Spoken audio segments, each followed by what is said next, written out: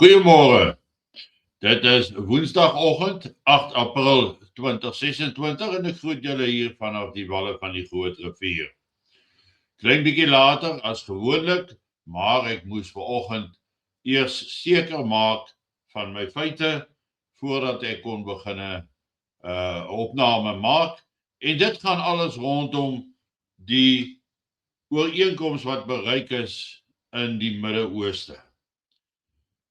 Gister het Donald Trump gedreig dat hy 'n deel van die beskawing van die aarde af gaan verwyder, dat 'n gehele groepering van mense gaan verdwyn en dat dit een van die grootste gebeurtenisse sal wees in die geskiedenis. Hy het dit nog gesê tot enkele ure voordat die rooi lyn oorgesteek was, of dan nou die deadline bereik was, wat middernag GMT was, Greenwich Mean Time. En dit beteken so 02:00 vanoggend hier by ons in Suid-Afrika, 2:00 vanoggend. En dan sou hierdie geweldige aanval van Amerika plaasgevind het. Ons weet daar was 'n geskarrel agter die skerms deur veral Pakistanse leiersgroep om 'n vrede te bewerkstellig, om te verhoed dat hierdie oorlog verder eskaleer. Dit klink vir my of daar ter 11 ure wel 'n ooreenkoms bereik was en dat die aanvalle, hierdie katastrofiese aanvalle van Donald Trump, dit wat hy beloof het, toe nie om 2:00 vanoggend plaasgevind het nie.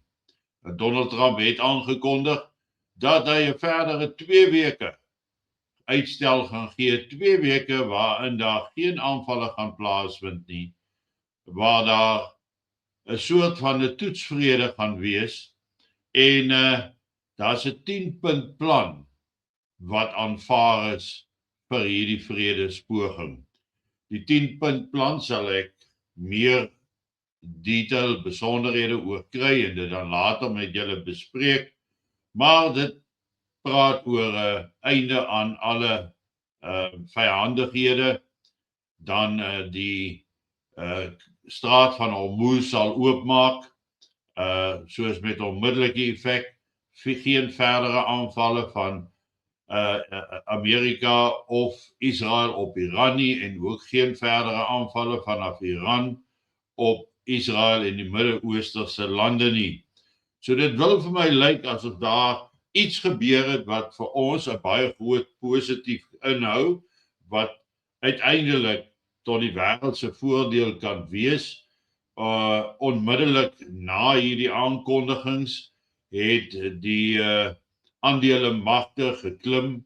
Ons sien dat die oliepryse het geval, in sommige plekke tot onder $100, en dat dit oor die algemeen wêreldwyd in besigheidskringe althans 'n baie positiewe effek het. Hierdie aankondiging dat hierdie aanvalle en vyandighede tot 'n einde gaan kom. Nou dit bied vir Donald Trump en die Trump-administrasie die perfekte geleentheid om terug te tree uit hierdie oorlog uit, om terug te staan. Dit bied vir Iran 'n geleentheid om weg te stap, en in Iran, in die strate, is daar groot feesvieringe tans aan die gang, mense wat loop met hulle vlae en dit rondswaai, wat uit die aard van die saak sê Iran vir hulle mense, hulle het die oorlog gewen, want hulle het die magtige Amerika gedwing om te luister na hulle voorwaardes. Aan die ander kant, uit die aard van die saak, gaan Donald Trump dit as 'n oorwinning speel, en ek dink dit was deel van sy strategie toe hy hierdie verskriklike dreigemente gemaak het gister, dat hy 'n groot deel van die beskawing van die aarde af gaan verwyder en dat 'n sekere volk nie meer sal bestaan nie. So dit gaan oral goed af indien dit gaan hou. Die vraag is, gaan hierdie ooreenkoms, hierdie 10-punt plan, gaan dit hou, gaan dit staande bly. Nou, mense, hoe jy ook al hierna kyk, brandstof gewys, gisteraand praat ek op Bosberaad of op die Superklets aand, gesels ons oor brandstofpryse en hoe van die boere in Suid-Afrika gesê het, maar as pryse nou nog verder moet styg, hoe gaan hulle oes? Hoe gaan hulle oes sonder om 'n wins te maak of 'n oes dalk goedkoper om nie die oes af te haal nie, los hom op die land as brandstofpryse te hoog sou gaan? Die vraag is, hoe vinnig gaan hierdie herstel van die olieprys deurvloei na die verbruiker toe? Gaan ons 'n verligting ervaar op die kort termyn of gaan ons hierdie verligting of moontlike verligting eers ervaar oor 'n klompie maande van nou af, of gaan ons net eenvoudig geen verligting ervaar nie? Dis maar die vraag wat ons moet vra, maar dit is goed vir die byprodukte wat kan uitkom, wat kan vloei na ons mense toe, en die goeie nuus is natuurlik vanoggend dat daar potensieel nou vrede bereik is in die Midde-Ooste.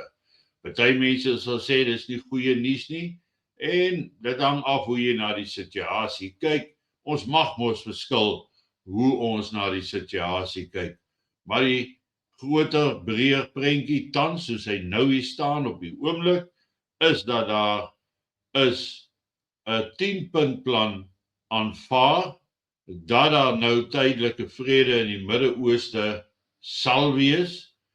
Of dit gaan hou, is onvoorspelbaar, weet ons nie. Of Amerika tevrede gaan wees, weet ons nie. Israel, ons weet nie. Iran uiteindelik waarskynlik, maar ons weet ook nie wat gaan uitspeel op die ou einde van die dag nie. Potensieel gee dit vir ons hier ook 'n bietjie kans, en daar kan ons dan nou onsself beter voorberei, want wanneer so iets weer gebeur, dat ons nie weer gevang word sonder brandstof, sonder voedselvoorbereiding en al daardie tipe van sake nie. So hierdie oggend, net so 'n kort boodskapie dan. Die boodskap wat ek aanvanklik wou bring vanoggend, het ek nou nie geneem nie, of nie opgeneem nie.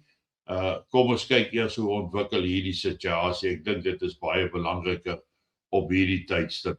Die feit dat ons potensieel vrede in die Midde-Ooste bereik het. Geniet vanoggend jou kondensmelk koffie, en onthou ek is môreoggend weer terug by julle. Mooi loop, lekker dag.